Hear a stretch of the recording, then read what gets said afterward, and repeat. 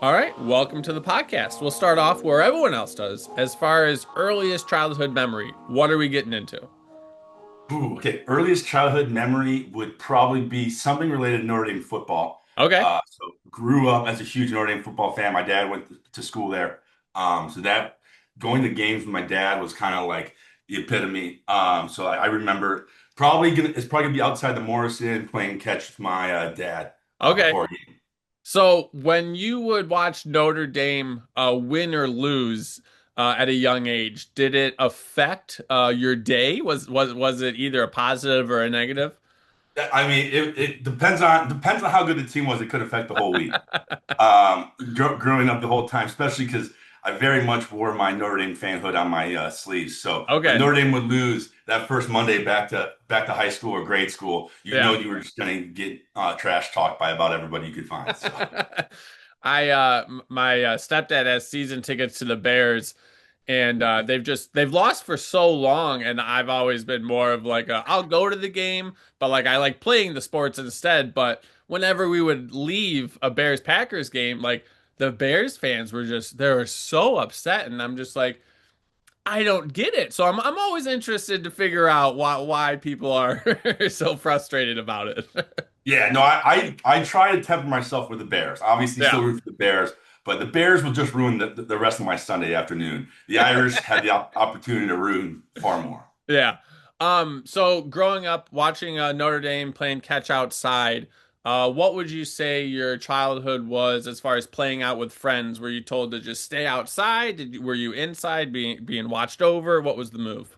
Yeah, so we were pretty much a kind of be outside until the lights came on type of family. So Yeah. mom would say, "Hey, dinner's whenever like the neighborhood lights whenever they would come on, that's Yep. when I'd have to come home for dinner." And other than that, we were either playing sports, riding bikes, getting into trouble in like nearby like wooded areas. Pretty prototypical of being kind of having a pretty good amount of autonomy Yeah. being a kid and just kind of grew up in the northwest suburbs of Chicago, so it wasn't like it wasn't a ton of street traffic or whatnot. So it was pretty easy just to kind of explore and have some fun with some buddies. Yeah. Well, what suburbs were you in? Because I'm out in Batavia. Okay, so I'm Lake Zurich. Okay, okay, very nice. So it's interesting because once you start finding those friends, then either some just add on or you just have them. How did you get introduced to your group of friends at that age?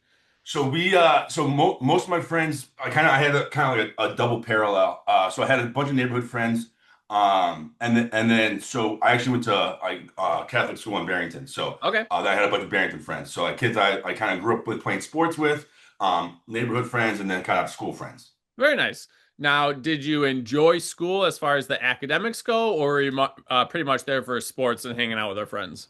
I enjoyed school. I enjoyed a lot of the social aspects of it. I wasn't a huge fan of any like actual academic portions. Like I was always pretty good Yeah, at school, but it wasn't like I was obsessed with science or math or history. I was better at math, so that was just of the mere fact I didn't have to try as hard. I enjoyed math the most. yeah. But yeah, so wasn't really didn't really get like really like locked into an academic subject until I took my first economics class in college. Okay, so we'll say like middle school age. Um, you more or less knew you should do well in school, and was it your parents would tell you to, or did you kind of just have to push yourself on that?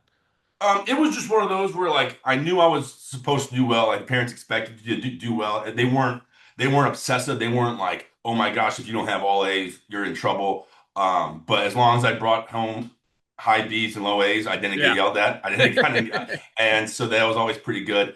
For the most part, it always came pretty easy for me. Okay. Except for my fourth grade year, it was like the first year like, I really had hard times with classes and was like getting C's and stuff. Yeah. And I don't know what that was, whether the classes just magically got harder or I just like wasn't paying attention. But Mhm. by the time I got back around to fifth grade, it seemed I kind of got back on track. When I tell this every time when we talk about school, but it was fifth grade. I got a C, and I don't even. It might have been social studies or something like that. And I came home crying. I'm like, Mom, like they're not gonna pass me. Like I'm gonna have to stay. I don't get to go to middle school. And she's like, No, like C's are fine. And I was like, Hey. what? And No then one told me this. and then at that point I just coasted because at I thought anything below a B was like a failure and not because of like any expectation. I just didn't know any better. Yep. I was just like, all right, this is great. How did your parents set those expectations? Was it something they said, or how did they set those for you? Um, I mean, they definitely rewarded good grades. Okay. And so if we were able to get like honor roll, you get some level of a prize, whether it be like a movie or like go see a movie with like your parents or something. Yeah. You're able to get straight A's, like it would be something cooler. So definitely there were some reward incentives. And I think just the overall expectation just was like you're gonna do well, like Yeah.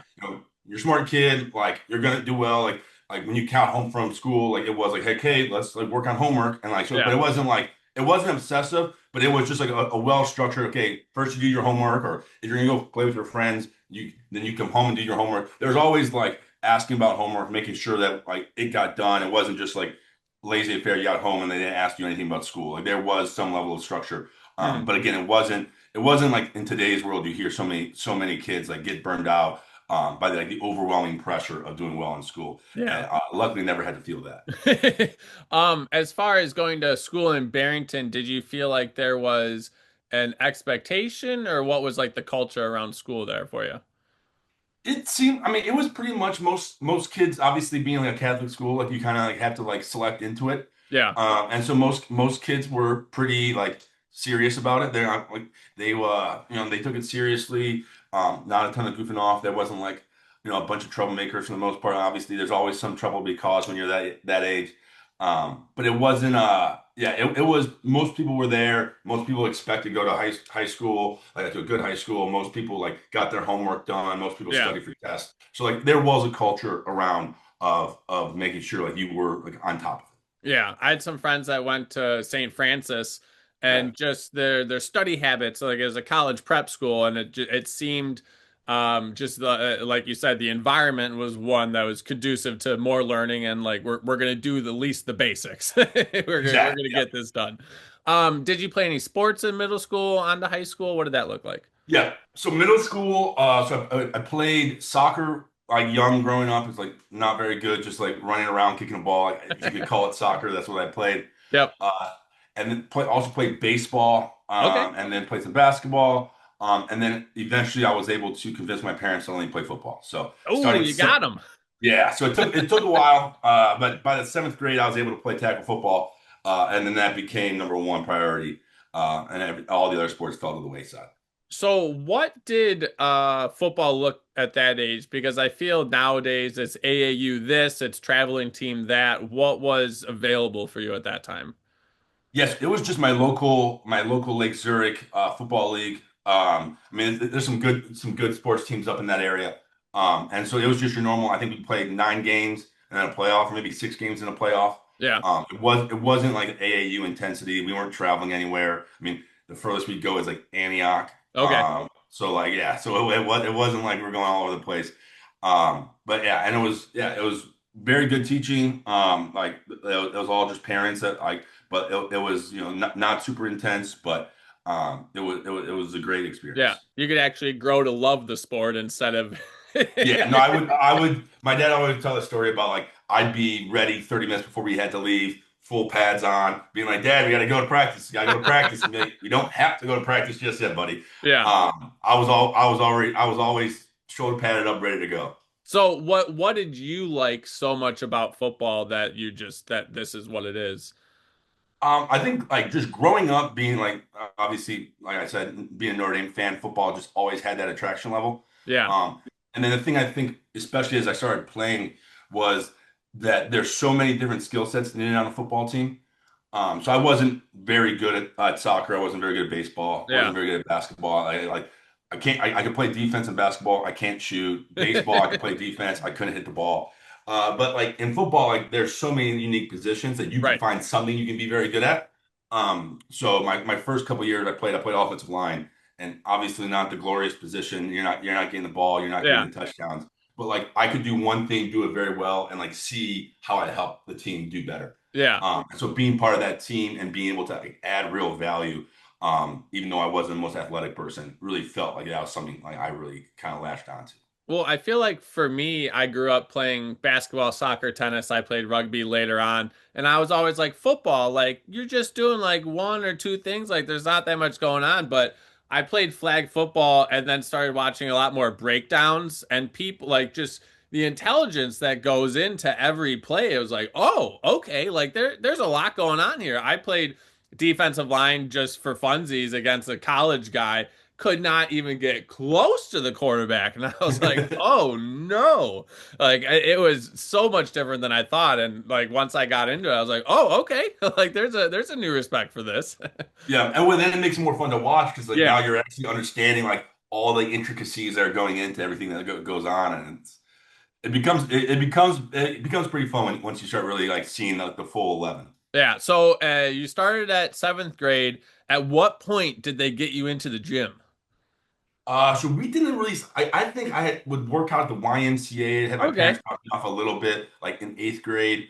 Like you do push-ups at home, like you kind of do a little running by yourself. Yeah. I didn't really like have like a real gym routine until I got to high school. Okay. I just my mom at a young age, she grew up in the mindset of, hey, if you start lifting weights, like your growth plates are gonna close. Like you can't do that. So like Yeah. I was very much away from that for a very long time up until later in high school.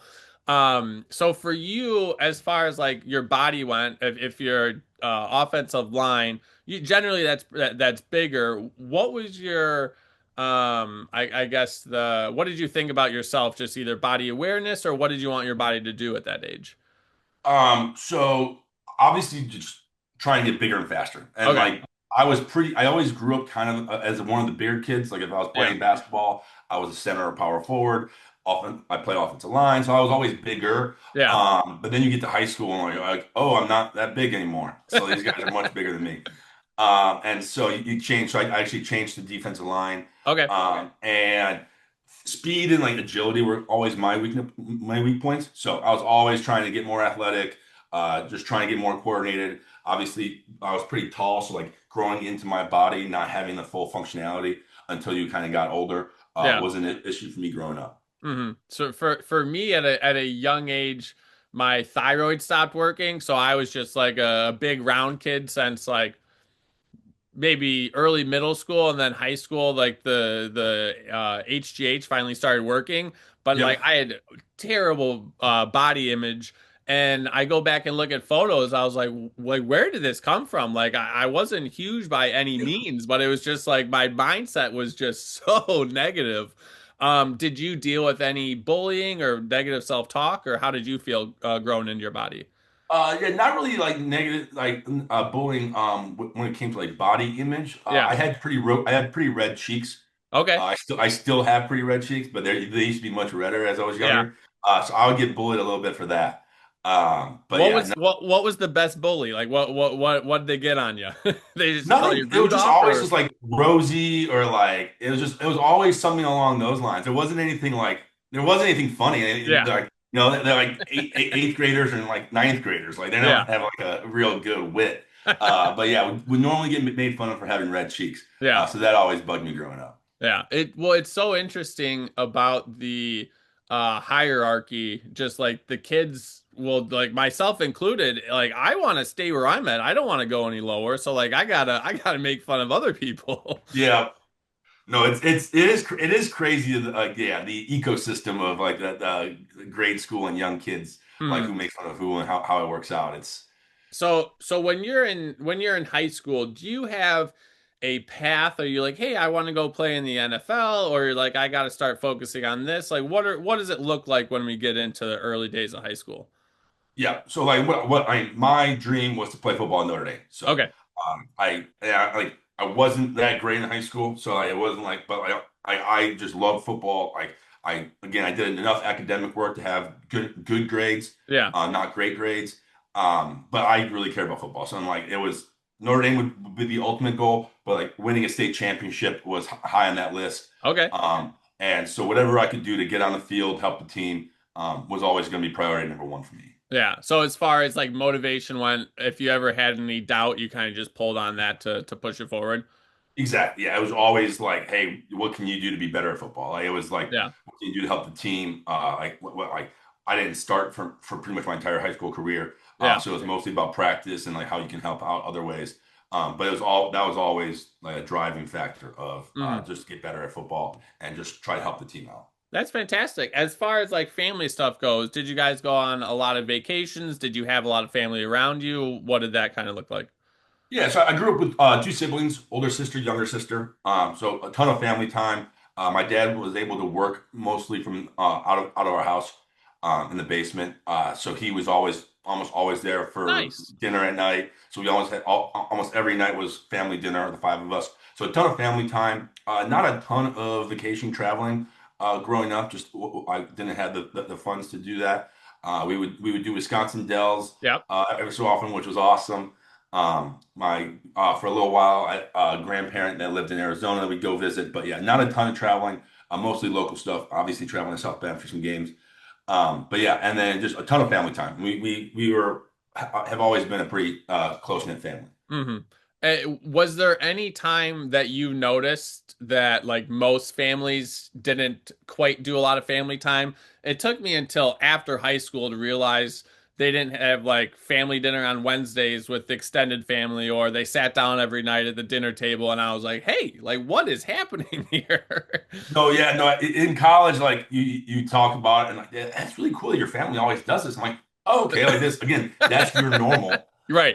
And then like I had a buddy who's like, oh yeah, like normally like I get home from football practice, like there'd be food on the stove, and like other people had already eaten. So like I would just grab it, go upstairs in my room. I'm like, oh no, that would not work in the Botsford household. Saying I'm just gonna go eat my dinner in my room by myself. That was not never gonna fly. So Yeah. whoever was the last person to get home, whether it was my younger sister doing musical practice or me doing football, it was always everyone waited till the last person was home and we all had dinner together. Yeah. No, that's fantastic. My mom would always have questions ready at the dinner table, and I always liked whatever my sister's response was. So then I had to start going first. So I had to come up with my own one. I was like, "Wait, that was a good response. I really liked what she had to say."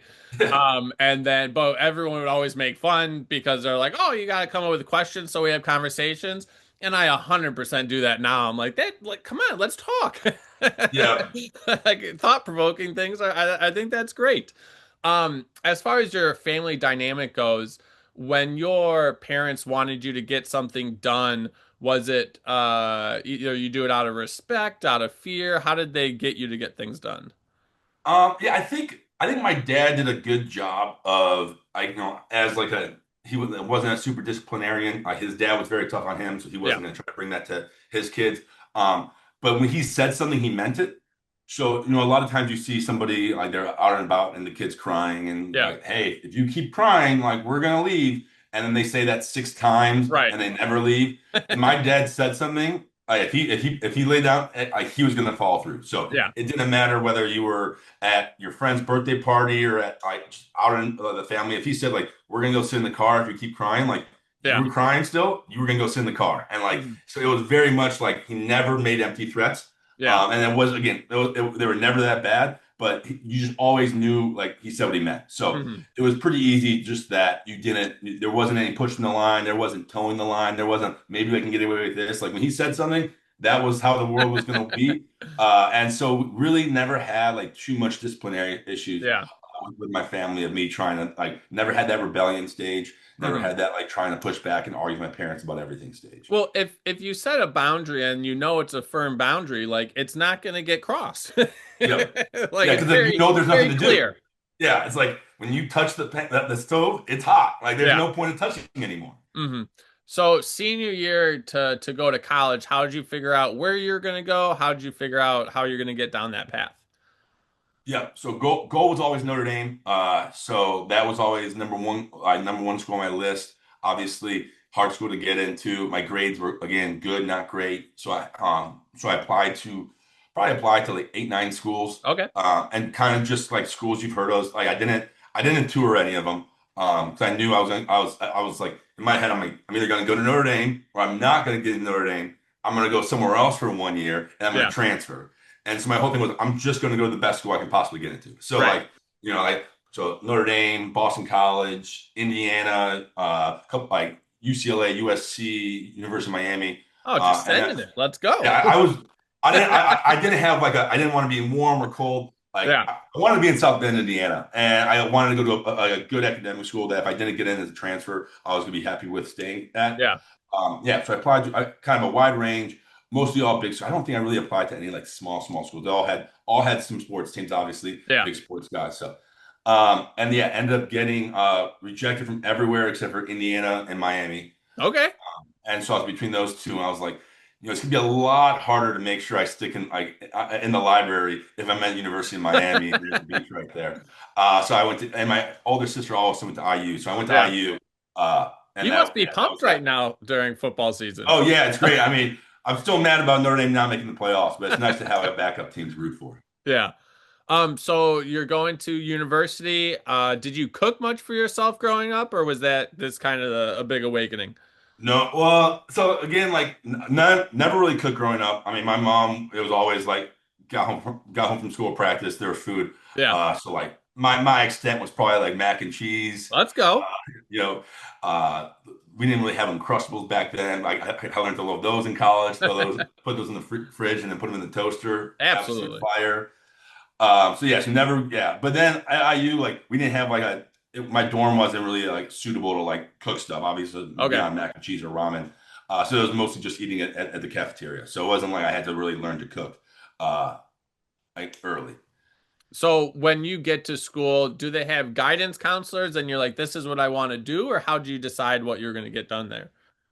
So I knew again, like I keep bringing back the same thing. It's like my goal one was transfer to Notre Dame. So I Notre Dame love is a that. You pretty have a goal and it's like, we're doing it. We're doing it. yeah, yeah, no, yeah. There's just one. I see one thing. I'm going towards it. Yeah. And so Notre Dame has a pretty like they have a pretty like set how they do their first year studies. Okay. And if you want to transfer in, you want to try to mimic that as much as possible. So Okay. like you're not taking electives, you're taking like they want like two science classes, two math classes, a history class. So pretty much just like took what would have been a class structure at Notre Dame and then just found a way to mix it in at IU. So Okay. yeah, so I very much I was in the business. I got direct admission to business school. So it was taking some business classes. And then it was just really about taking like core classes and not trying to take anything that wasn't pretty like rigorous. How did you handle the workload without having the structure of regular high school? I think it was actually somewhat helpful because I didn't have sports any longer. So Yeah.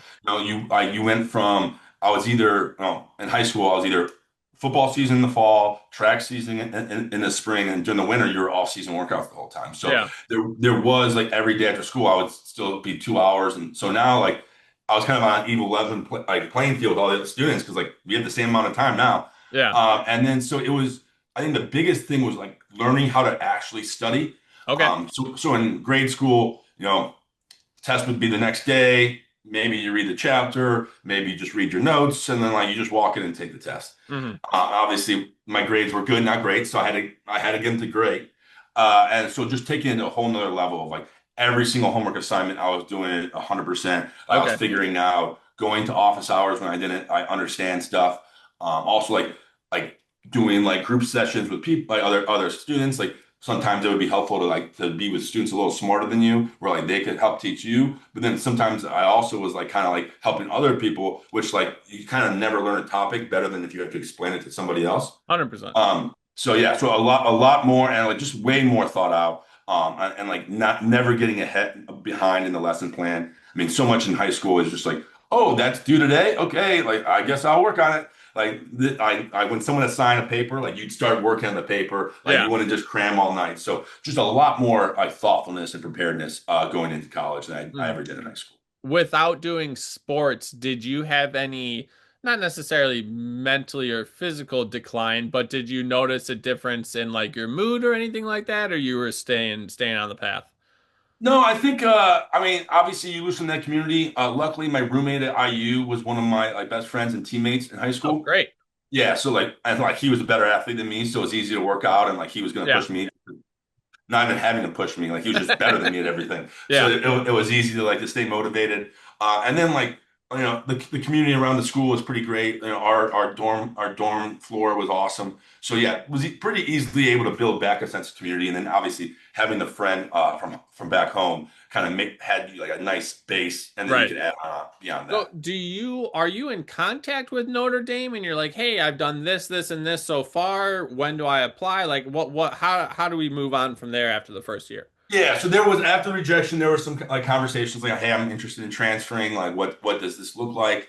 And they kind of spell out like you want to take a course load as similar to what you Right. would have if you were at this school. And then they're like, "Okay," and then you have another application process. So you write some more essays. Obviously, you don't have to take any more standardized tests. Yeah. And then you just try to get as good as grades as possible. And so it's just like grind as much as you can on the grades, and that really becomes a determining factor. Okay. And then so what happened for us after the first year? Yeah, so I did well. I got like a 3.7 something. Hey, let's So go. yeah, kind of got the grades up, and I felt pretty good and applied it, and yeah, it went great. I got in. Hey, Yeah, so got in first try, which was just absolute staticness. There's a lot of tears in the Botsford household that day, but yeah, and it worked out like a charm. that's incredible. So you set a goal at what age? Like 7 or whatever it Yeah, was. it would have been right around 7. Like Oh, that's got to just feel incredible. yeah, it was pretty special. So when you got there, was there disappointment? Was it just elation the whole time? What are we feeling? It was definitely elation. Okay. It was one of those things that, you're like, obviously there's days that you're not feeling great. You're studying for a test. You're stressed. Yeah. And like, I would just walk by and like, you'd see like either the stadium, the Golden Dome, and you just look and be like, yo, dude, wake up. Like you're at your dream school. Like this is where you want to be your whole life. Like Yeah. stop whining about like the B minus you just got or the fact that you'd stay up all night. Like smile, like, and like get back to work. Yeah. And so that made it easy. The campus is so gorgeous. You just see reminders of like you're living your dream right now. Once I got in, then the next goal was like, let's go try to make this football team. Okay. Which most people understood that like I could probably get into Notre Dame because I Yeah. was decent at school. But when you don't start any games in high school, them thinking you're going to make the football team is a little more of a stretch. Okay. So then what's the path? Do you have, hey, I need to hit these strength numbers. I need to perform this, or how do you feel going into that? Yeah, so second semester, so like right at the beginning, right in January of my sophomore year, they had original walk-on tryouts. So they Okay. had a bunch of people show up to the football field, like pretty much just running like drills, athletic drills. They're just trying to get an idea for like who's like in the mix. Yeah. So I would say probably like 40, 50 people showed up to that. They knocked it immediately down to like 13. I was one of the 13, and then for the next 2.5 months, it was like 5 o'clock workouts. And the ones that they were just going to try to see like who would break. Yeah. I mean, the goal, especially as a walk on, like it's a pretty hard road. Your entire like existence is just like practicing and like getting like crushed by people that are way better than you. Yeah. So like once they knew you had the physical talent, they wanted to make sure that you were there to like actually be one of those grinders and not just like, Yeah. oh, I just want to play football in Notre Dame and like I'm going to take the easy way. Like they want to make sure that you could stick it out. So it was just 5 o'clock like morning workouts, and every day you could get cut. So like every day like you had to be on your P's and Q's. And so we grinded through that, and then you made then spring ball comes around March, and then you're right like then you're also like on your team you're practicing, but like you haven't made it to the end of spring ball yet. So like you've got Okay. about 15 practices, and you're just a member, you're just on the team, and you're messing around, and you're just trying to look normal next to these guys that are just Goliaths. Yeah. And once you get through spring ball, they made their final decisions, and I was lucky enough to get an opportunity to play for them. So. Let's Yeah, go. yeah, it was pretty. That was getting in was cool. Getting on the team was the next level. So what did you do so well that you were able to get on the team? I think it's just the determination and Okay. like you bring it every day. Like there was no like, hey, I'm taking it off. Today I'm Yeah. just going through the motions. It was one of those like every day, like whatever you needed me to do. Like there was no questions as like harder as fast as you needed. Yeah. And I think and also bringing like just like a joyousness and intensity, like Yeah. I'm like an enthusiasm to do it. I think it's just one of those things. And like I at that time now I'm like bigger.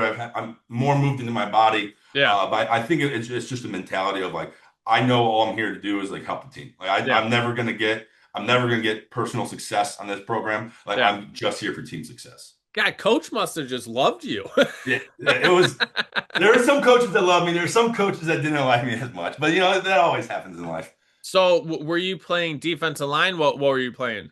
Yeah, so linebacker and defensive line Okay. were my two positions there. So it would help on both parts Mhm. wherever I was needed. Again, as a walk on, your main goal is like your main purpose is to like facilitate practice. Right. So like you're supposed to be giving good looks. So if you needed to move between the positions or anything you do to give the best look in practice Yeah. was like your real number one goal. And so, in those practices, where do you feel like you excelled at? Because you said you were growing into your body. Do you feel like you're able to muscle some of these guys, or you just had a good swim move, or like where do you think you did super well?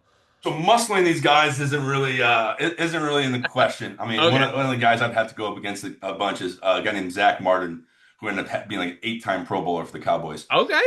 So beating him is like you're just trying to give a good look. You're just trying to give Gotcha. 100%. You're trying to make him struggle as much as possible. Like Yeah. you're trying to just give him a good look. So it was, you want to be able just to give like 100% and make it as close to a real hit as they're going to get. So Gotcha. they're obviously they're going to beat you 99 out of 100 times. You Yeah. get them once and you're celebrating. Yeah. But yeah, it was just giving your best look, making sure you were locked in, making sure you knew what you had to do. A lot of because like you're running the opposition's plays, so Right. you want to run it like they would, so that you want to run a defense like okay, like in our Notre Dame defense, you would have done this, but like in USC's defense, you would do this. Like so, you want to make sure you were giving it as good of a realistic look as possible. So if you're a lineman, you obviously so the outside linemen, do they have more moves than than the guys on the inside, or like give me a little breakdown there?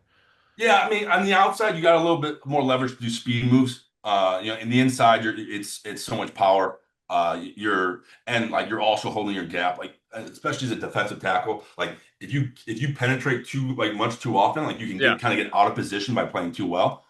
So you want to make sure like you are in your position because again, especially from the D line, like you obviously want to make some plays, but you also just can't leave your linebackers out to dry. Yeah. So you got to make sure you're doing what you're told and like playing unselfish football, especially in the D tackle positions. So if you're staying in your gap and it's pretty much just like a bull rush, do you feel that it's like 5 seconds of just pushing against an unmovable sled, or like what would you say the exertion is when you're Yeah, out there? bull rushing when you're bull rushing scholarship players, that's not gonna you're not getting much. So Yeah. you're always trying you're keeping your gap like soundness, but you're trying to throw in some moves. You're trying to again. Oh, okay.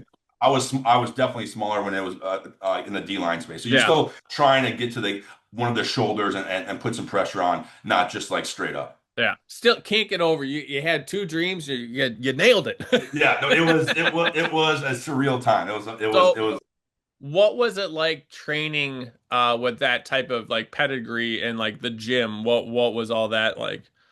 it was awesome because like you had just like a really set goal. Yeah. And so like most college kids between semesters that like in the summer they're getting internships. Yeah. I was just working out. I would do 3 to 4 workouts a day.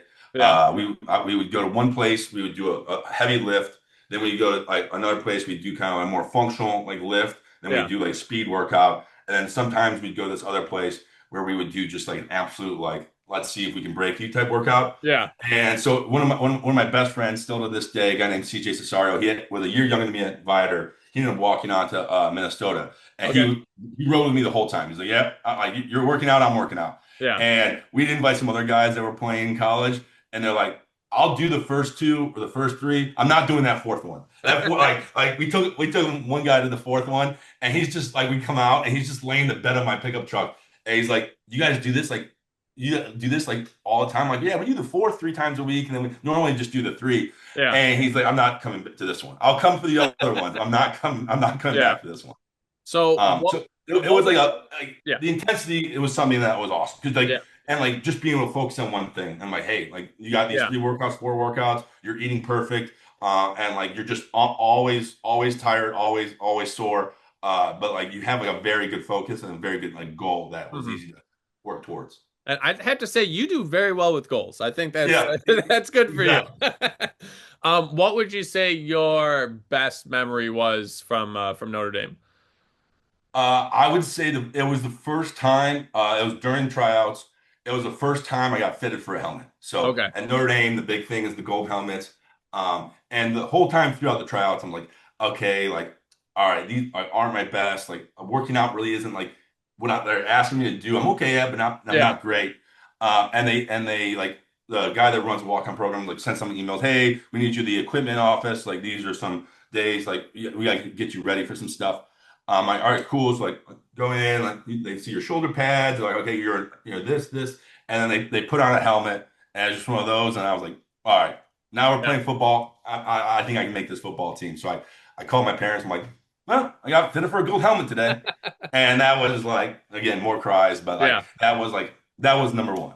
That's fantastic. So, do you go fifth year? Our what does our last year look like at Notre Dame? Yeah. So last year was senior year. Didn't do a fifth year. Thought about it, but just it's one of those that it wasn't like I was gonna start or play. I wasn't gonna like. So I was like, am I really gonna stick around another year? Like, let's give some of the younger guys an Yeah. opportunity. The younger walk-ons the opportunity to make their mark. So didn't go with the fifth year.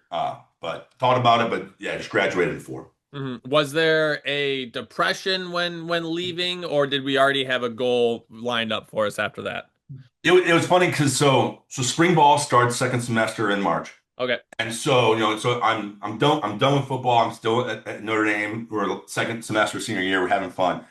And it was just like it did kind of hit when like practice started and like where I lived on campus, like if I'm walking off campus, like I walk past the football facility Yeah. and you would just like walk by and like you'd hear like the whistles and like the pads and you'd be like, this show goes on without me. Like this Yeah. show just continues to roll. Like that was like it kind of hit like, oh wow, like you were a part, you were a peg, but Yeah. like that ship's not stopping. And that was kind of like it wasn't like depression, it wasn't super sadness. It was just like man, like I was right in the mix for like 2 years, and Yeah. now so many of my friends were younger than me. I'm like, so all my buddies are still out there, like they're still doing it. So it definitely hit, and like somewhat emotional, but like I was so blessed and happy to have had the experience I had. It Yeah. wasn't like I felt I left anything on the table. That's a good disposition and perspective to have. I think that's Yeah. great. So were we able to squeak in an internship, or how do we figure out what our next move is? Yeah. So that no internships. There was I interned between the year I went to IU and the year I went to Notre Dame. I interned on a movie for a couple weeks, like probably a month. But didn't do any other internships. Like got good grades, Yeah. not great grades. Football was precedent. And so I applied to a handful of schools or a handful of jobs. And I'm graduating 2011, so not the best job market. But Yeah. I'm applying to jobs. I'm getting some interviews. I get a couple offers. I got an offer in for some. Forgot what it was. I think it was like a consulting company in Boston, and I got an offer at a credit card company in Dallas. Okay. So the Dallas one paid like 50% more in a city that's like 50% cheaper. So I Yeah. was like, all right, I did one of those calculators online, like cost of living calculator. If I make this much in Yeah. Boston, what is it like in Dallas? And it's like, no, you should go to Dallas. So I was like, all right, I'm going. It's one of the big credit card companies. It's like a name everyone knows. I mean, that's kind of cool. Like, like it'll be good in the resume. They like me. I was good at what they were trying to do. And so I'm talking to my dad about it. And so I'm like, yeah, I think I'm gonna take this credit card job offer.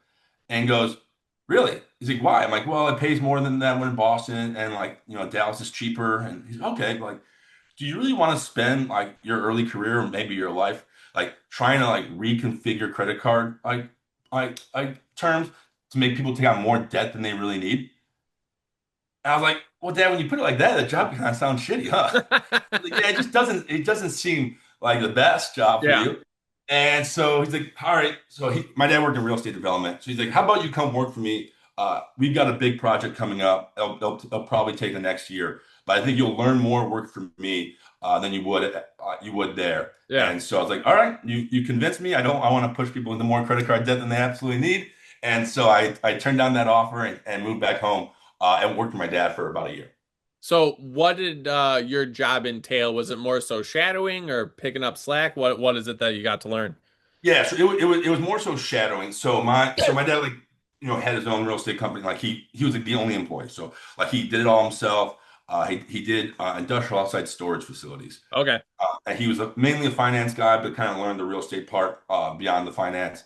And we had a site in North Hollywood, California, that he had a long-term ground lease on, and the opportunity came to purchase it. And Okay. so we were going to go through the entire purchase process between first negotiating with the landowners and like buying it from them, and then going and find the financing to get it done. So that was the project he had in mind.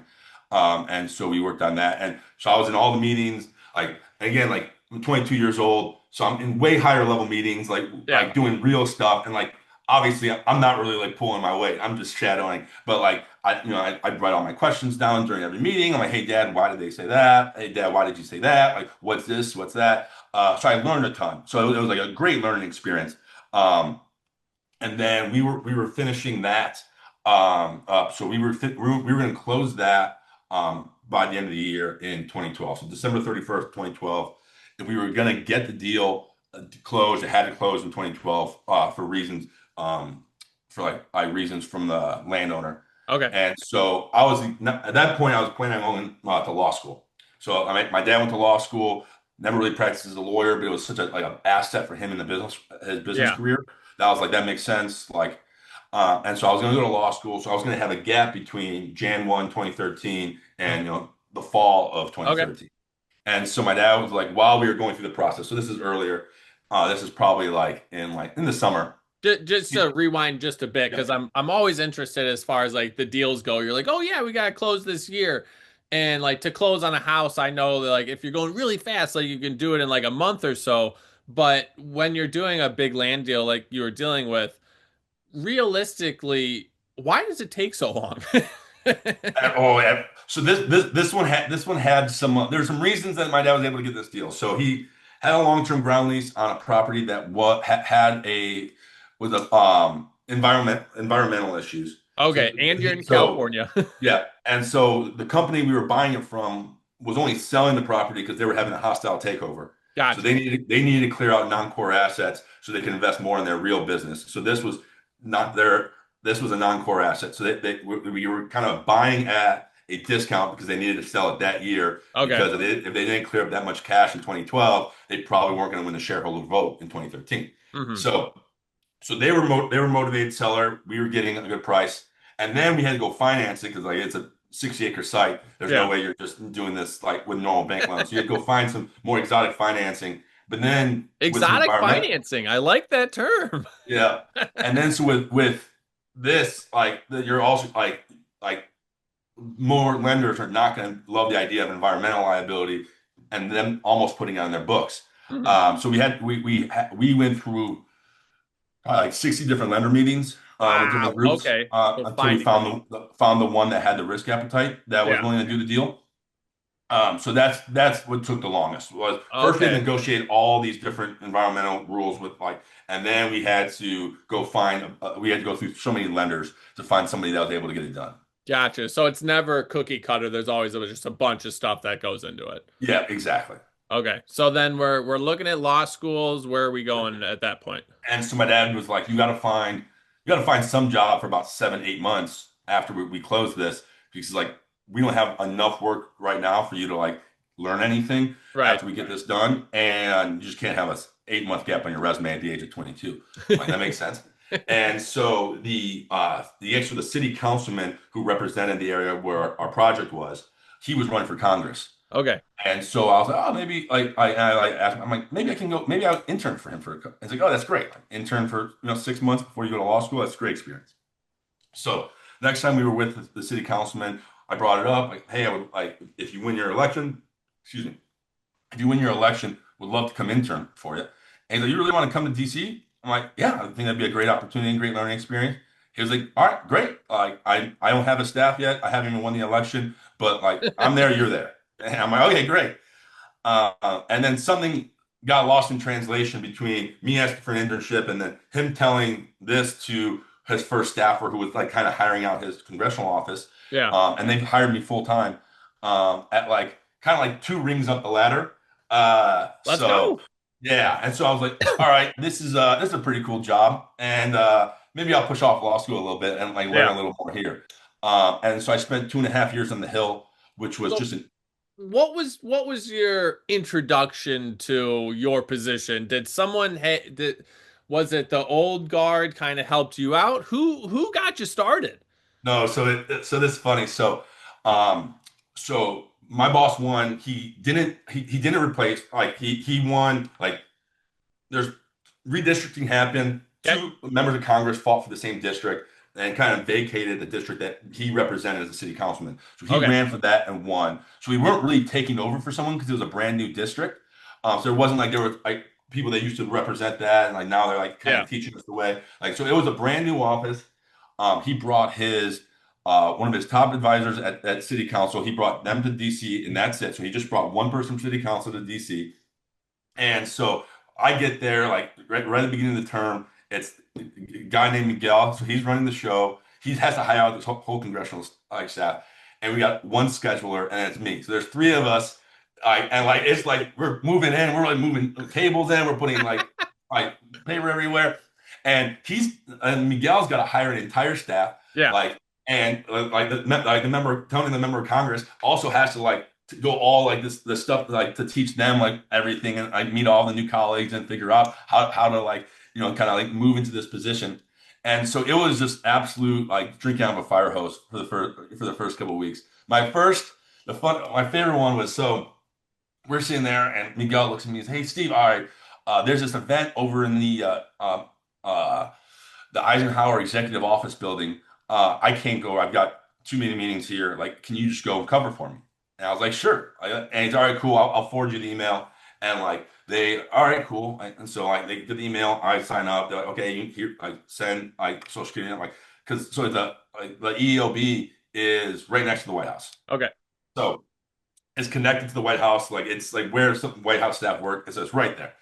And so I'm like, all right, cool. I'll go over and like I'm also like a football guy, so I'm show up to everything early. My whole life is like if you're 10 minutes early, you're late. Yeah. And so DC does not work like that. Everything in DC starts 10 minutes late. So I'm like 10 minutes early for something that starts, I'm always 20 minutes early. And so, but I go in, like they like look at your ID, like they scan everything, and like, oh yeah, yeah, you're third floor, and like you're just walking. I'm like, this is pretty cool. And I'm like 2 weeks in.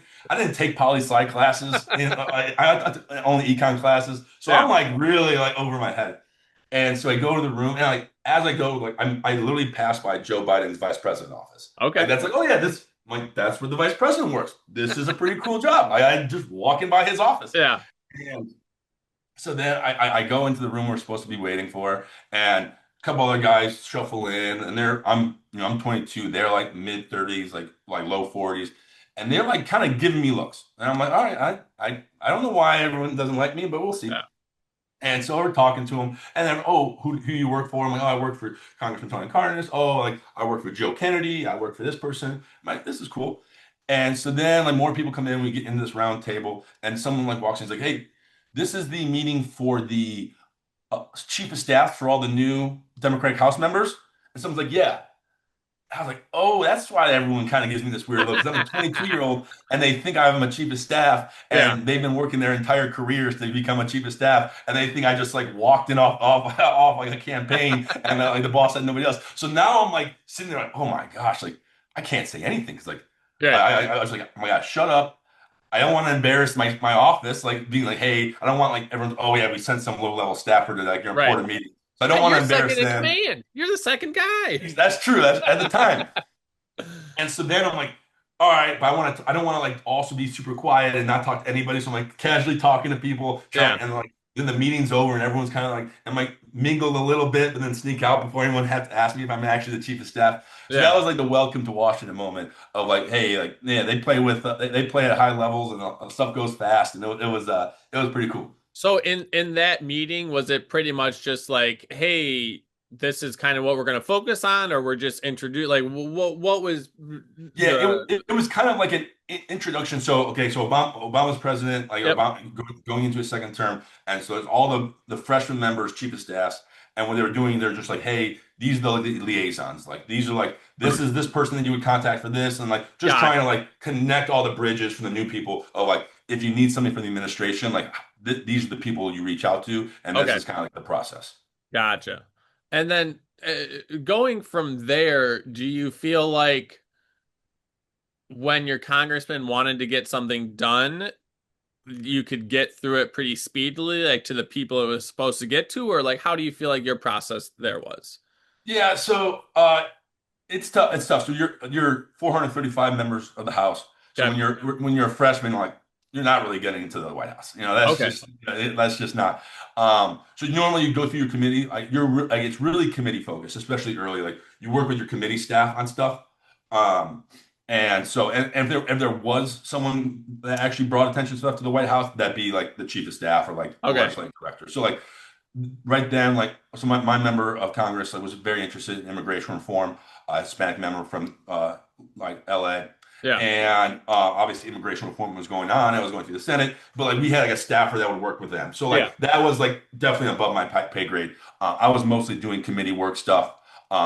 Wrote a handful of like unique bills, and then just kind of try to push them. But for the most part, like most bills, like kind of have to come through leadership. I need like the idea of like freshman member of Congress going somewhere with a really good idea and like putting like their legislation in the hopper and finding a way to get it passed isn't necessarily like a realistic portrayal of how stuff happens on the Hill. So what if like how do ideas get just sorted out if it's not because it seems like the congressmen are really busy Yeah, doing meetings so on and so forth and the staffers are having to do a lot behind the scenes. Do you come up with an idea and then it's like, hey, we're going to kind of do some research and test this out and then we're going to push it forward? Or what's some things that how you saw like the process working for you guys? yeah. So a lot of what Congress will do is like reauthorize Okay. bills that need to be reauthorized. So like every year, like they have to reauthorize the National Defense Authorization Act. Yeah. So like that takes up that committee that takes an extended period of time. And so there's a lot of reauthorizations, and then there's like the president's priorities. Okay. So like and like stuff like and the party's priorities. So like those are the main thing. And like there's bills that come up and they come up every 2 years, and like they retry to off either like introduce them or authorize them. And most of it goes through the committee. So most of it is like handled by committee staff, Okay. and it goes through and like you bring in expert witnesses and you kind of negotiate a little bit, try to see if you can make it bipartisan, see what you can do, and then so like when you think about like like a truly new idea, you probably have to attach it to a bigger bill, Okay. like, especially as a member of Congress. As a senator, like you can kind of like really like when you introduce Kind of something, push. it's a thing. As a member of a young member of Congress, if you're gonna try to like really pass stuff, you're gonna have to like maneuver it into like bigger bills. But then again, like that's also difficult because a lot of times they say it's not germane. It's not like if it's not really part of the bill, then like Right. you're not gonna be able to get it done. I tried to discuss this with ChatGPT, but how realistic would it be to not have, or just to have like a bill that only has one specific thing to it? So there can't be a, hey, if I'm going to pass this, then you got to pass this situation. Like, is there any, um, so it's not 1,000 pages. So it's like, Yeah. So like, how do you yeah, get that? that's always like comes up, especially when we pass some like the NDAA, and it's just Right. massive. It's like 1,700 pages, and they just got the final like version, like, and we should only do like single issue bills. It would be pretty difficult, like logistically. It would, it would jam it up. That's one of the problems is that it would be really hard. Yeah. Um, and I think some of that too is Congress is like 435 for how it like is a lot of people, but Yeah. like and then staffs are typically about like 8 to 11 people. But like to actually go in depth to like rewrite like so much Right. like bureaucracy and stuff, like Congress really isn't made for that anymore. Okay. So much of the bills they kind of just get pushed off to the executive branch, and the executive branch decides like how to like implement it. Like Gotcha. Congress doesn't really have the power and like the legislative muscle to like Yeah. really do it, which I would love. Like, I mean, I would love to, increase the size of the House dramatically. I mean, you Yeah. think we've had 438 for extended period of time. Originally, like when they originally like created the House of Representatives, as population of America grew, the amount of people representing Yeah. grew. Like Now, I mean, a member of Congress represents something like 750,000, 780,000 people. Like it used to be like 10,000. So Right. like at that, you can find some mix between. Then you could get more members, and then like you could be on one committee. You can have one focus. It could be a little more policy oriented. Yeah. I would love that. I would think that's going to take some serious congressional overhaul to do. But I think it would make for a better Congress. I also Yeah. think it would make like imagine if we just tripled the size of the House.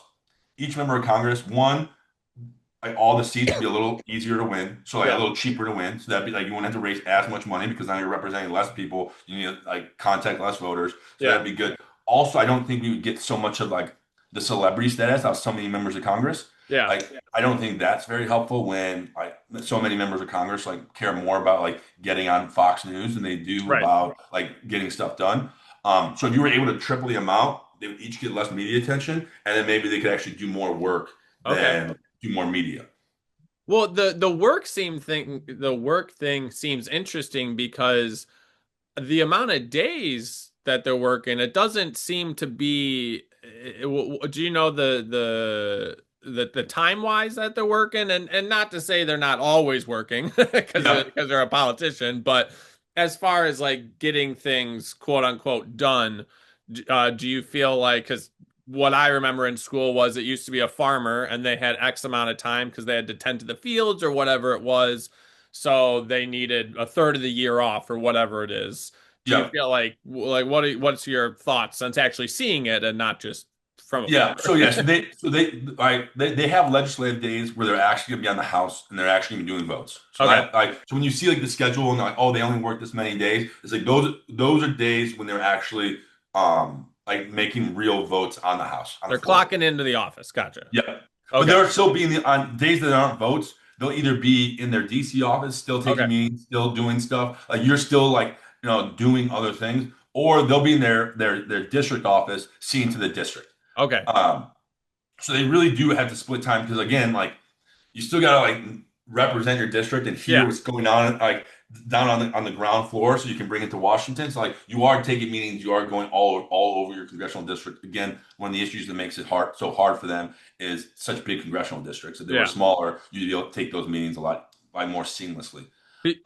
Before we move forward on your path, what would you say your biggest win, and then after that, your biggest disappointment when you were a staffer up there?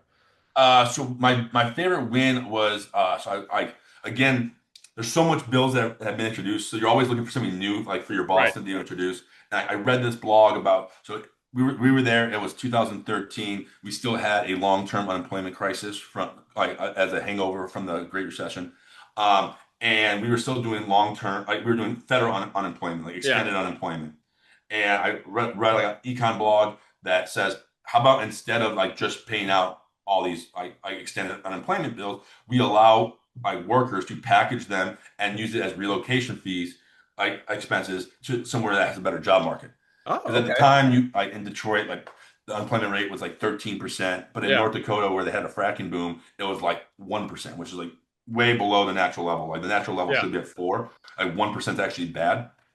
Um, and so like that was the idea. I read it. I brought it to my boss. He's like, okay, cool, run with it. I was actually able to get a Tea Party Republican to co-sponsor with us. So it was a California Democrat, Tea Party, South Carolina Republican Yeah. sponsor a bill trying to help like unemployed workers. It didn't go anywhere, which was a disappointment. But at the same time, getting it just introduced as Yeah. bipartisan, especially like I don't know if you remember 2013 was a pretty like unbipartisan time on Yeah. Capitol Hill. Obviously, I think it's been unbipartisan since then. Yes. But so that was cool. Actually, getting something and like we had like a little like introductory like press conference like kind of event. Yeah. And we brought like 2 conservative economists and 2 liberal economists that were all talking positive about the bill. And afterwards, they're like, I had never thought I'd agree with you on so much. Like it was kind of like one of those very small levels of coming together and like everyone knew it was a problem, and we can solve a lot of these problems without having to fight about it. Yeah. So with two economists on both sides agreeing with it, why would there be any pushback? So pushback would be well, like we had to kind of change the bill to get the Republicans, so it wasn't like it was authorizing it, it wasn't funding it because they can't Republicans especially then couldn't ever co-sponsor a bill that spent any more money.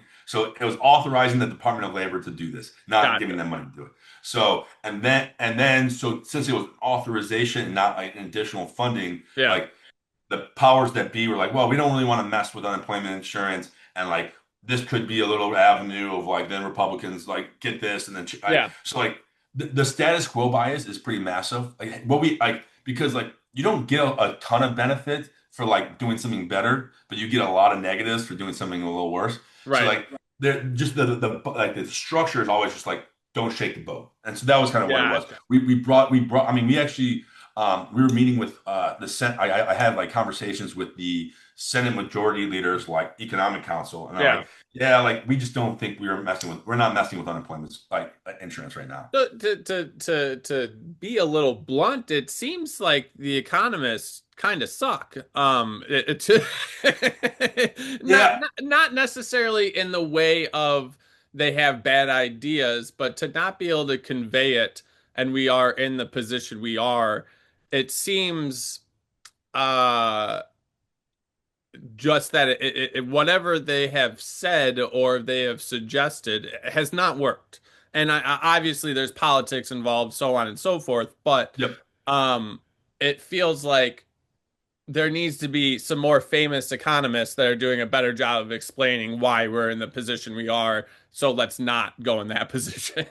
Yeah, no, it's like the actual like stickiness of like getting good stuff done. I Yeah, think it's so detrimental because even when like obviously my goal is say have a Democratic majority in the House, the Senate, and a president. yeah, But then you got to go get the stuff done, and so right, often like the bureaucracy makes it so you can't even get the stuff done you wanted to get done, and yeah, then the voters are mad at you because like you didn't get anything done and you had everything, and yeah, like that's like this whole thing is like if we're gonna like deliver for people and we're gonna ask to have like all parts of the power structure, like we got to make sure we get something done so people see it on the ground, and if right. not, you're just gonna get people more upset about politics, more upset about Washington not getting stuff done for you. So is it just the land deal that you tried to rush through or tried to get done and it took a year to do, but there was just so much stuff to get done, but times a million just because it's in Yeah. politics? And there's people pushing back against it, and Right. everyone's also got their own priorities. Yeah. You could be a member of Congress and like all you care about is education, and I say all I care about is energy policy. Right. Like why am I going to spend more time helping you on education if it's going to take attention away from my energy policy? There's just so many different incentive structures going like the opposite directions Yeah. that it also slows stuff down. So as far as I feel like the people's sentiment changes as we progress, like gay marriage, abortion, so on and so forth, marijuana, whatever it is. When something is so unanimous, why do you think it takes so long to get something like that passed? Like we'll say marijuana or things of that nature. Yeah, I think because it's easier. No, no's a lot easier than yes. Okay. And because you don't get in trouble for no.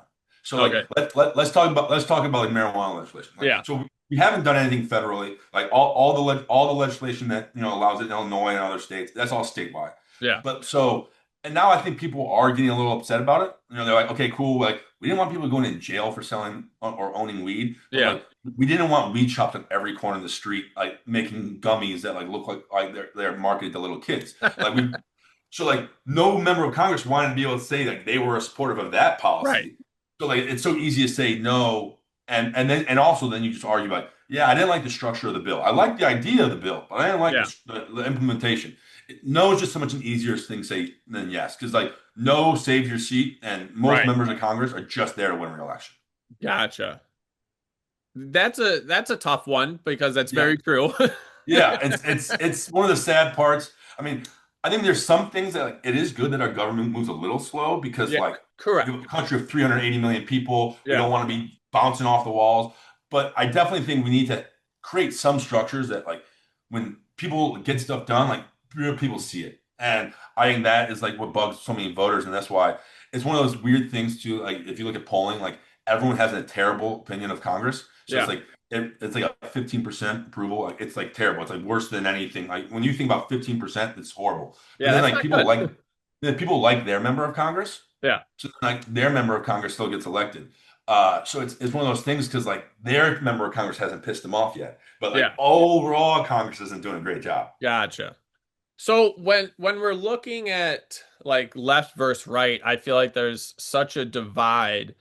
Um, but I think a lot of people's lives would be better if the economy would be better. Do you see a concerted effort to focus left and right fighting each other all the time, or you just think that it's so ingrained now that you just can't talk to each other? No, I definitely think Congress is broken amongst the fighting between the two. I think like if we go back historically, like Newt Gingrich kind of started this whole thing. Yeah, So Newt, like no, sorry Newt, but like you did. So Newt Gingrich. So this was during Clinton. Newt yeah, Gingrich was the leader of the House Republicans. House Republicans had had a majority in like 40 years or something crazy like that. I mean, yeah. Democrats have held the House forever.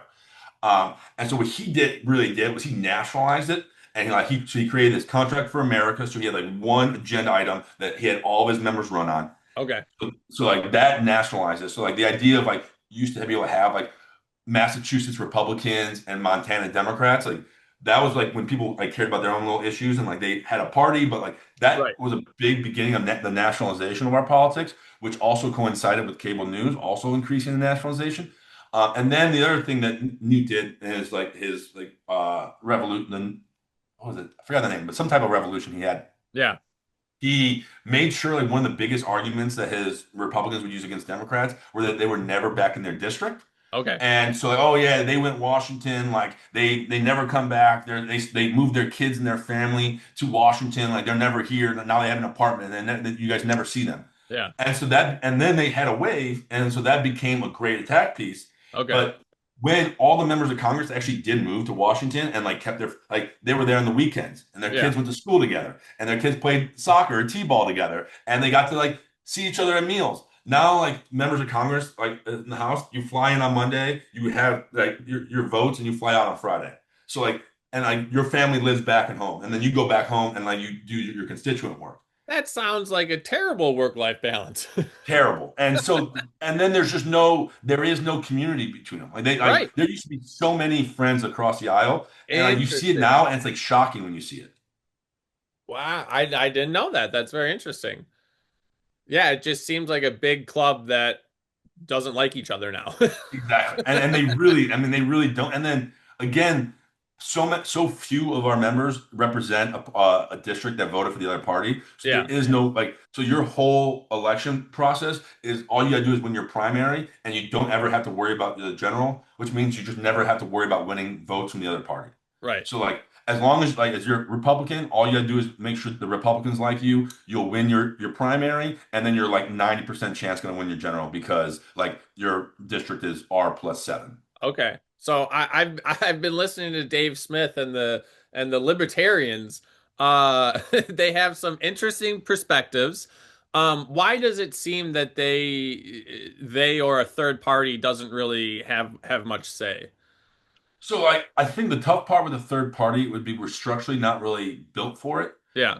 Just the fact that we have every election is, winner or loser. Like if we were a parliamentary system, like let's say libertarians are probably what, 11% of the American population. Maybe. Like, maybe more. If you're a libertarian, maybe more. But so like if it was a parliamentary system, you would get 11% of the national vote, and then you Okay. would get 11% of the seats in Congress that you Yeah. could like pick your 11 people. We have first past the post, so it's like whoever had the most in each different Right. seat, and then so it's always so you would have to get a district that had libertarians as 51% or something similar. Yeah.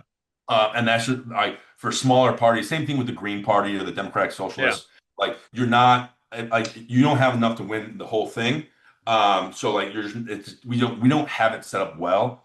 One of the things again I would love is in addition to tripling the size of the house, do multi-member districts. Okay. So like let's say we just kept the actual districts the same. So they're still this whatever they are today, 700,000, but we triple the size, and then each district is multi-member. Then you have a big election, and then top three get in.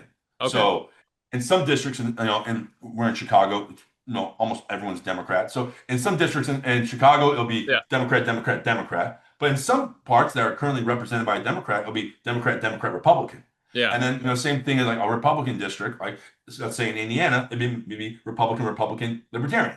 Yeah. Because you could be the third most. Like you're never gonna be number one in that district, but you could be third. That would be one of the things I think would get some new voices, like some more, Green members, DSA Yeah. members, Libertarians. I think that would bring in some more voices. And then I also think it would be like, then we're not fighting over every single one. Then like it's not just Democrats versus Republicans. I Yeah. win, you lose. Like then I think that would be actually super healthy for our democracy. And you feel like that would be the best way to kind of overhaul the problem with just all everything at the moment. Yeah, I think you get more people there, you get more ideas, and you just don't make it such a blood sport. And Yeah. so often, not only are the parties like super ideologically sorted right now, Yeah. but like everything that good happens for the other party is negative for you. Which is why. And, which is yeah, because like again, we all are on the same team. We're all on Team America. Yeah. Like we should want America to do better. Like we shouldn't be rooting against the president ever. Like Yeah. obviously, I don't like this current president, but like if he does, if like the economy gets better under him, that's still a win for the people Right. that live in America. Absolutely. Yeah. Yeah. Yeah. I mean, not hasn't happened yet, but No, it not yet. is We're still begun. waiting. Yeah. And so how do you we'll say at Thanksgiving, how do you bridge that divide? Because I feel like there is such a push between, but once, like you said, we're American, we want America to succeed. So how do we talk about ideas when there's so much there's a lack of ideas and more of an ideology that's being pushed? Like how do you have that discussion with people? Yeah. And I think one of the things we do now is I think we think that people disagree with us are not only wrong, but they're bad. Yeah. And I think that is the mentality that we have. Like, oh, I disagree with, Paul Ryan on this. And I disagree with him because he's a bad person that wants to hurt poor people. Right. Like, you know what I mean? And like oh Yeah. yeah, and the Republicans say the same thing. Like, oh no, I don't like AOC because she's a bad person that wants to turn this into like Right. socialism. And it's like we can just disagree on policy and we can still like be friends. Yeah. Like, you know what I mean? It's like obviously there's a lot of life or death issues that the Congress has to solve, but at the same time, like you can just do it on a gentleman's agreement. Yeah. That's one of the things that I think that we've lost so much. Hmm. And I think finding like talking about like making sure when you're talking about policy, you're talking about policy and Yeah. you're not talking about like morality. Right. Because like, this country is split 50-50. Hmm. It is 50% like Republican, 50% Democrat. It's going to stay 50-50. No one's going anywhere. Like we're going to have to learn how to live with each other and get Right. along. And if we don't, like, then we're really going to start risking some scary like alternatives. Yeah. So what has led us to where we are today as far as what we're running for and things of that nature? Like what I'm running for. Yeah. Okay. So my number one issue is affordability.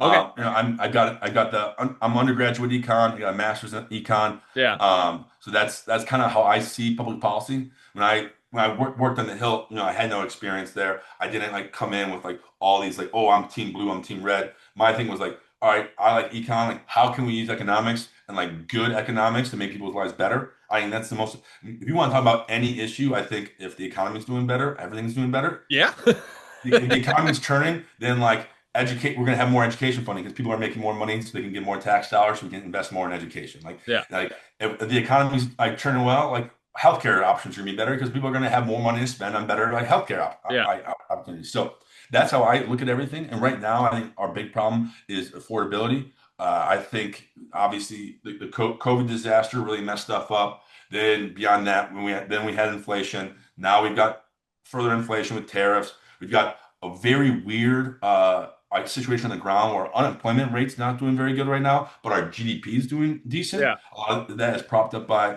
lot of data center construction, which we need because like we don't want our GDP to turn around. So we've got a really murky economic situation right now, and I think we need to find ways. And like we also have like a massive debt problem, so we can't just like spend our way out of this. So we Yeah. need to find ways to like make stuff more affordable and improve people's lives without necessarily spending a ton more money. Yeah. And so affordability is that. I think obviously I'm not sure about you, but for me, housing costs is crazy. We're My rent looking. keeps going We're up. looking. Yeah. And I mean, I have some friends that just bought houses, and like it's just like that's crazy. I mean, Yeah. it's like the prices of houses and like what you can get for what like you look about what your parents paid for their house and what Right. you're paying for a house is way smaller, like not as nice as your parents. That's not something that's normal in Yeah. America. Like normally, like your kids do better than the generation before them. So we need to build a ton more housing, So and we need to figure out how to do that. what's the economics breakdown of where we went from a single income family being able to buy a house, having vacations? Like why did the dollar lose so much value? Because it became you had to invest, and then there was bubble, then there's a bubble, then there's a bubble, and the American people generally had to bail out the people creating the bubble Yep, yep. and ended And up how that having always works. and having to take the risk. And when you go to war, and instead of raising taxes, you just issue bonds, or I might be using the incorrect words, and then that causes inflation. And then your money's worth less, so you might as well just tax us. So, like, where in your mind do you see, like, not necessarily where it went wrong, but how did we get to this? That's a really long story. Yeah, I mean, so inflation's funny because like we haven't really had serious inflation since like the late 70s. So we had a crazy amount of inflation through the 70s. Paul Volcker was the head of the Federal Reserve. He raised interest rates extremely high. They were like north of 10, 14%, Yeah. which actually put us into recession, but got inflation under control. And then since like, and that's kind of like right around like 83. Like, so like Reagan came in during inflation being a problem. He won. Volcker created like an 81 recession. Kind of by 83, we're out of it. And we've had, for the most part, about 2 to 2.5% inflation from 83 till COVID, and which is kind of where you want to be. You want a growing money supply, but you just don't want it growing so So, fast. so what's the purpose of a growing money supply? Because it doesn't seem to make sense for anybody that's working an hourly wage. Yeah. So, I mean, one of the issues with a growing money supply is you do want slight because like deflation is like very economic. Like we saw Japan go through it in like the 80s, 90s. Like it's very like disorienting. Also, But like for like isn't that just mean that the people are the investment bakers and the people creating are just I should have gone to more schooling classes before this. It's just there's less chance of a bubble, there's less risk, and there's less, not necessarily fake money, but there's just less debt on the books. It wouldn't. Yeah, so like so inflation obviously makes your debt a little easier to pay off. So if you own like if you have let's say we have deflation, Okay. so like you owe $100,000 in your house, like and now you're way behind because you had deflation. Now that $100,000 and like you haven't changed. So you want a slight amount of inflation to slowly inflate some debt to allow businesses to expand even like in like times that aren't the best. It But also doesn't makes that sorry, I'll let you finish. yeah. Sorry. It also makes salaries a little easier. So Okay. like if you have deflation, someone that you were paying $40,000 a year to now may have to get fired, and like Yeah. unemployment is way worse than just not getting a raise. So like a slight amount of inflation kind of like gives you some more flexibility in how businesses operate. So like you want like natural like you want a 2%. Like 2% is ideal. That's what the Federal Reserve's goal is. The Federal Reserve's goal is 2% inflation, 4% unemployment, and it manipulates trying to balance those two mandates. Um, But so whatever they did didn't work, because even before 2019, your hourly wage, like the majority of Americans, their money was just worth less. It doesn't matter that a business was doing better because they weren't getting paid more. Like it just it doesn't seem it seemed like the Fed was put in place for businesses, not necessarily the American people, because the salaries of the big businesses that are growing, they just said, "Oh, we're going to be making more profits, and we're going to be paying the shareholders, the people that are making the investments." yeah, so I mean, real median income, so adjusted for inflation, Yeah. has continued to improve. Like we have had we have had like a massive decrease in like extreme poverty in like United States. So we have actually had a pretty slow incremental positivity. One of the problems was like from like 1955 to like 1973, we were like growing at like 4% a year, like 5%, 6%. Now like we're such an advanced economy, we're growing at like 2 or 3%, like and some years worse. So like the economic growth just isn't what it used to be. So that is definitely a problem. And then inflation is just such it eats away so much because like you see it every single day. Yeah. So like you don't see one of the tough parts too about like you get a 2% raise and everyone's like, okay, cool, I got my 2% raise, like I earned it. But you get like a 2% cost go up, like oh that's something horrible. It's like so you want to make sure that like the real power of the dollar is going up, and for the median American is. Um, and the Federal Reserve has things they can do, like but the federal like the U.S. economy is kind of like driving like an oil tanker, like you can't just like run around like as a jet ski. Like so you got to make kind of slow movements and like trying to keep it in the right path.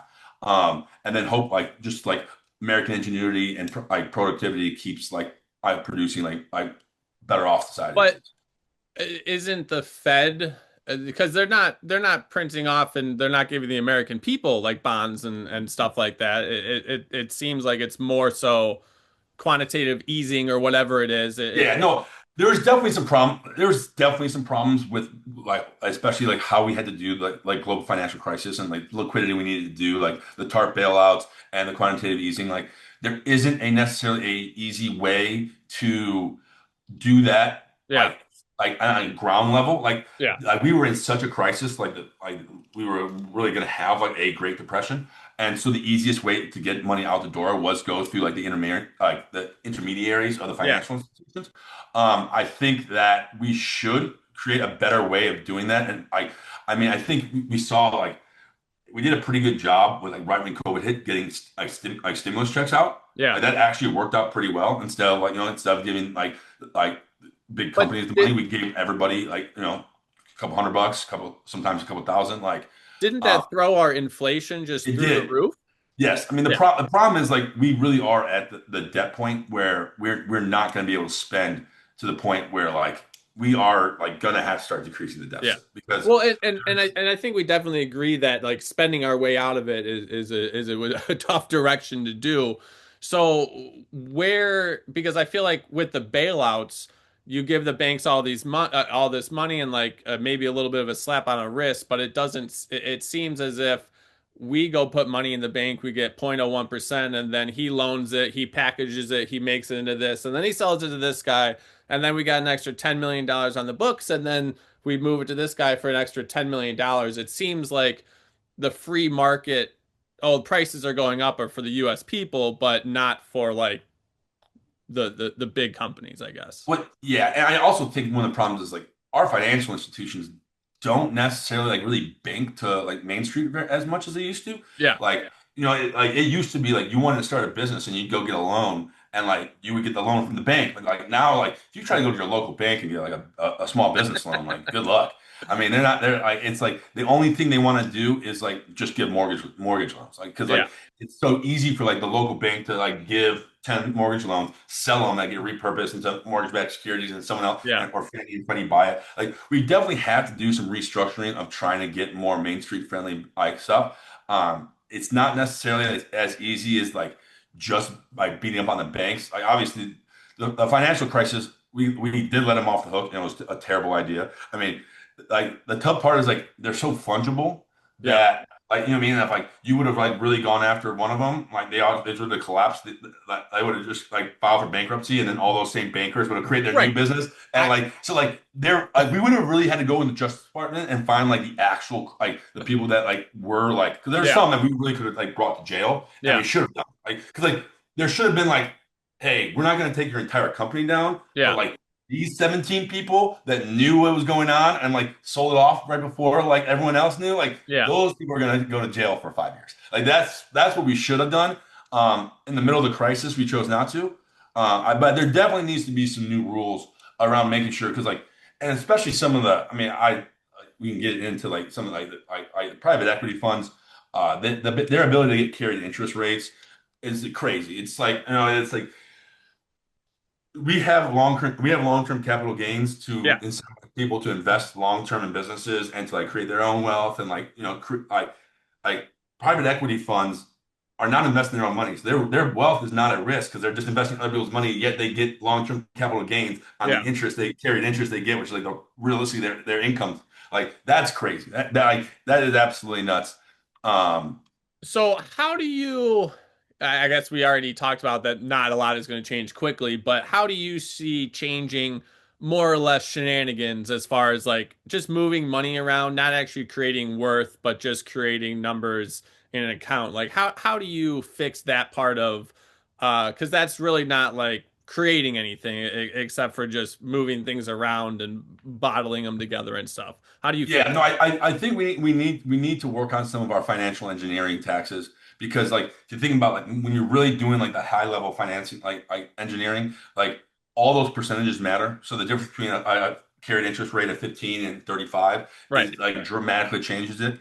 Like like some of the rules allowing like leverage buyouts where like private equity companies can come in, load this company with debt, sell off all of its assets, and then just file for bankruptcy and make a profit. Like there needs to be stronger rules around that. There's definitely some things we need to do to start definancializing our economy. I Yeah. mean, if you just think about just like not even talking about like money and where it's going, if you just think about like intellectual capital, the idea that we send like so many of our smartest like undergrads and grads and master students to Wall Street to Right. do that, what I mean? Like instead of like building companies and building like real things in the real world, like that is like a massive distortion that didn't really happen like for the longest time. And if you think Yeah. about like a lot of people talk about like the industrial might of America from like the 40s to the 60s, but like Yeah. like our smartest people were doing like and our like even our billionaires and people they didn't like were building real things in the world. Like Yeah. say what you want about Rockefeller and Carnegie, like they were building real stuff. They weren't just becoming financial wizards that are Right. now billionaires because they have a private equity shop. So how do you incentivize that without just throwing a bunch of money at it? Because I feel that when the government puts a fair amount of money into something, the prices get inflated. Not 100% of the time, but some of the time. How do you incentivize people to go towards the more economically beneficial thing that's not just the financial sector?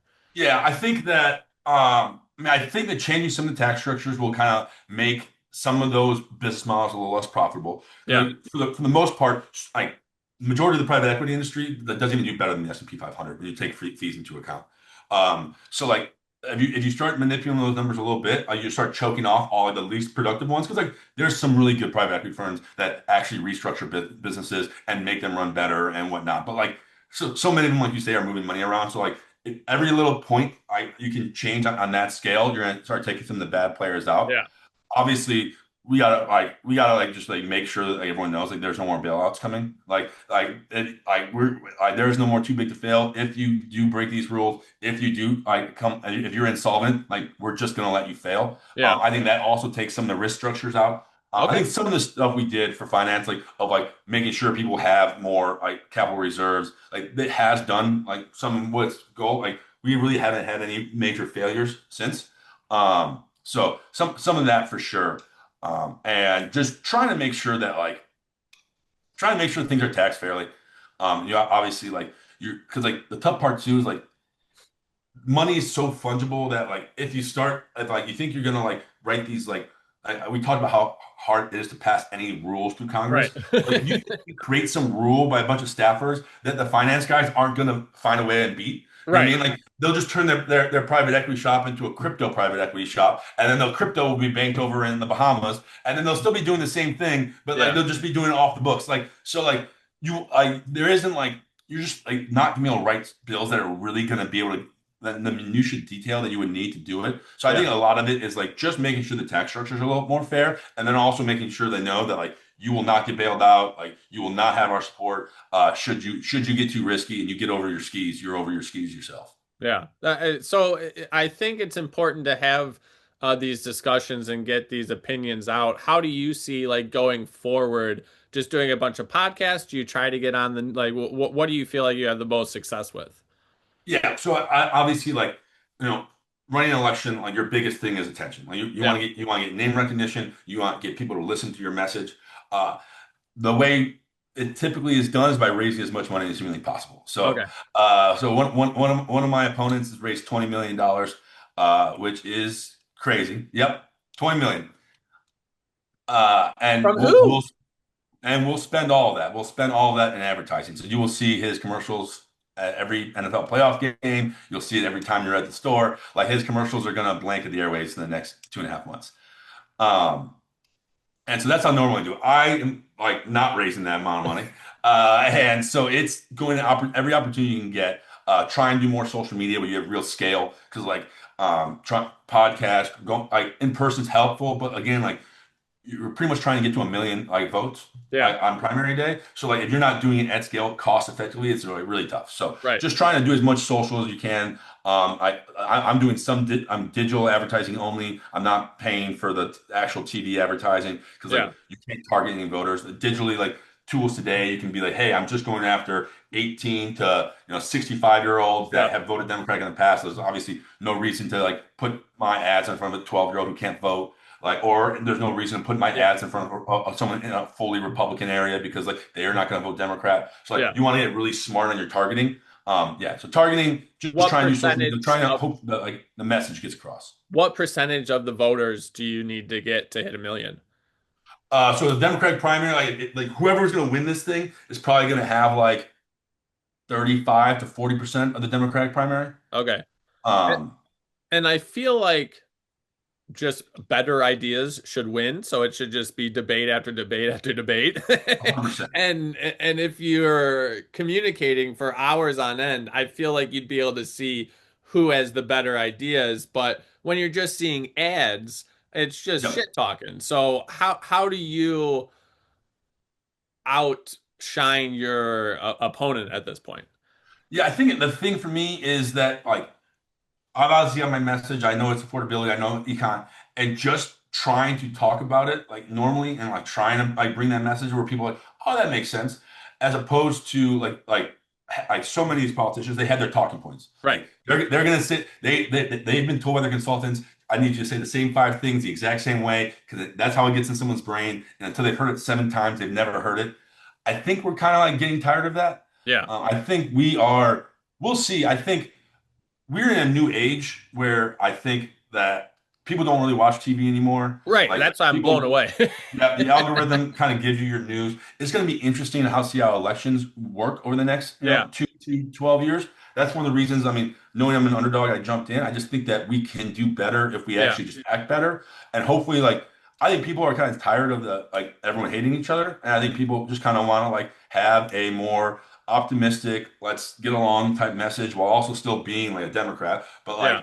like, so that's kind of what one of the things that made me want to run is that we can just do it a little differently. And whether I win or lose, like I hope to get more people that want to do it normally and they Right. don't want to just be part like, hey, because like when I ran, everyone's like, okay, what you got to do is like you actually go run for lower office, like get your name recognition, learn how to fundraise, get people that have already donated to you. It'll be easy to make them donate again. And then once you do that, then you go to another, all right, then you go a Yeah. little higher, a little higher.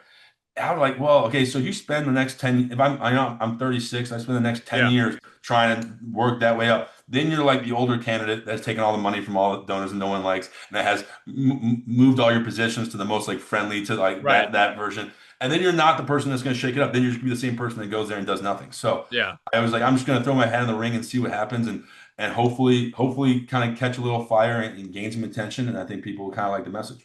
Yeah. And have you been getting a lot of feedback as far as like, hey, I really like this policy, or I think you can get this done, or what have you been seeing?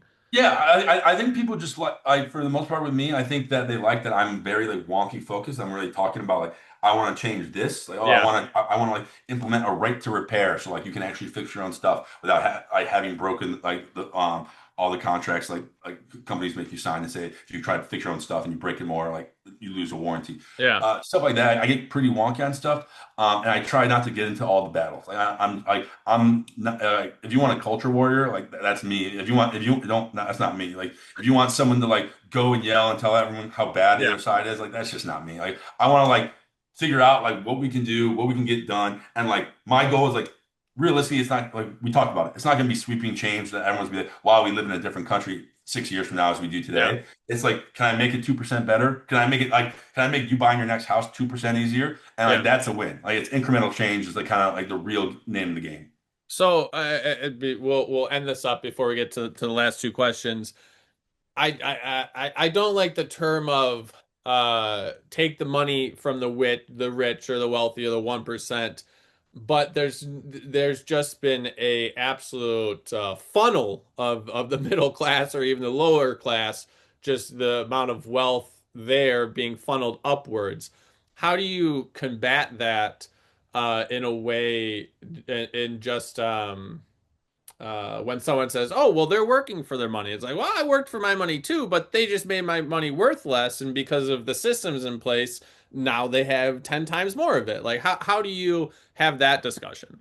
Yeah, and I mean, I think the whole premise of the American dream is that you do better than your parents, Yeah, and for the longest time, that equation almost always worked. I mean, every generation was making more money than their parents were. That is going to break for the millennial generation, and so we do need to fix that. And obviously, you look at the wealth at the top, and like, does Jeff Bezos really need his third yacht? Probably not. Um, and so I think one of the things we got to do is we got to fix some of the tax structures. There's some that are going to be unworkable. A lot of times people want to talk about a wealth tax, but that's going to like tax unrealized capital gains. The ability to actually structure that would infeasible. yeah, I think you can obviously raise the top rate. I think that there's a lot of carried interest that you can do. I think that a lot of times extremely wealthy people like do this thing where they have this amount of wealth, then they take loans out against that, and that's like their spending money, yeah, and then they pay back the loan, and then kind of go in that cycle. Like there's some financial engineering ways we can go around that. That's again going to be a little harder because, like I said, it's hard to write legislation that way. But try to find ways like personal consumption loans or taxes, like income. So stuff like that of making sure that and like inheritance taxes, like the step up basis, some of that's the stuff you need to really start like, and you got to get wonky on it because like obviously wealth tax just sounds awesome. Like tax the billionaire sounds awesome, but like you got to be able to do it because they're good on the other side too. The accountants that work for Jeff Bezos make more money than the accountants that work for the Treasury Department. So in like I don't necessarily as far as like a tax go, I think that's hard because that's more or less redistributing money. And I feel like if the minimum I don't even want to say the minimum wage, but somehow just the wages of the workers increase because there's a suggestion that oh you because it used to be you have to pay research and development or pay your workers more, or you're going to have to pay this huge extra tax. Oh, okay, we'll do research and development or pay the workers better. How do you get to that? Because I don't think there's a lot of trust in like the government right now spending the money better. So like, Yeah. how do you get to that point? Yeah, no, there's definitely stuff you can do around that. Obviously, especially dependent upon industry, I really don't like some stock buybacks. So you talk, 100%. Those used to be yeah, illegal. yeah, and like it depends. Like sometimes, okay, it makes sense, but like especially industries that have the government backing. So like the airlines always do this. The Yeah. airlines always buy stock back because then they get the executives like their stock price went up because they bought their stock back, and then they're always undercapitalized. So by when something happens, like, well, do you want the airlines to go out of business and no one be able to travel anymore, or do you want to give us a bailout? Yeah. So stuff like that. If like you ever take bailout money, then you can never do a stock buyback again. Something like that I would like be that. because like you kind of want to do a little bit of a carrot and a little bit of a stick. Yeah. So like if I think it's pretty simple. If you have this much in government contracts, you can't do a stock buyback. If you've ever taken a bailout, if you like and you can kind of put some rules. So like there are times when a company can do a stock buyback and it makes Yeah. sense because they know their company better and like they would rather recapitalize, whatever. But like if you're gonna like get government funding and government support and government help, you're Yeah. gonna have to kind of play by some rules that help the rest of the people out a little bit better. I like that. And so I don't take the next 2 hours of your time because I could continue doing Yes, it's this. been a blast. I would say, what's your definition of health? Not necessarily the dictionary definition, but what is health to you? I think health, for me, I mean, I care about it a lot. I think that I'm kind of into the whole biohacking world. I think that idea of we can be healthy a lot longer than we currently are by doing some stuff. So, you talk about you go financing into health. So, like financing, talk about like the miracle of compound interest, Yes. and I think about health a lot the same way. So, like if you invest $5,000 a day, what that becomes in 50 years at like a normal like 5% rate, like you look at it and it's a massive thing.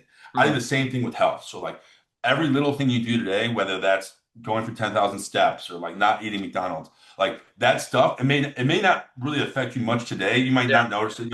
If you and me go and we eat two salads today and we go for a workout, tomorrow we're not gonna feel 10% better. But if we do make that consistent, then like 50 years from now, we're gonna be like in our 70s and we're gonna be like the ones that are still playing golf, like having a good time, while Yeah. like the guys are at McDonald's every time that we pass are like the ones that are like they feel like terrible and they don't want to be around anymore. Yeah. So my thing is like I want to be healthy for as long as possible. It's funny in the biohacking longevity space, everyone's like, oh yeah, we can live to 120. I'm like, 120 doesn't sound great to me. But then I was listening to a different researcher, a guy like David Sinclair, and he was like, yeah, Yeah. my goal is for people when they're 70 to feel like they're 60. Right. I'm like, oh, I can jump on that board. Like if I had the energy of my dad when he was 60, but I'm 70, like that's what I want to work towards. So I do a Yeah. lot of stuff for that. I eat pretty clean. I probably eat too many calories as many of you do, but most of them are never fried food. They're Yeah. never. I fast food at Chipotle, not McDonald's.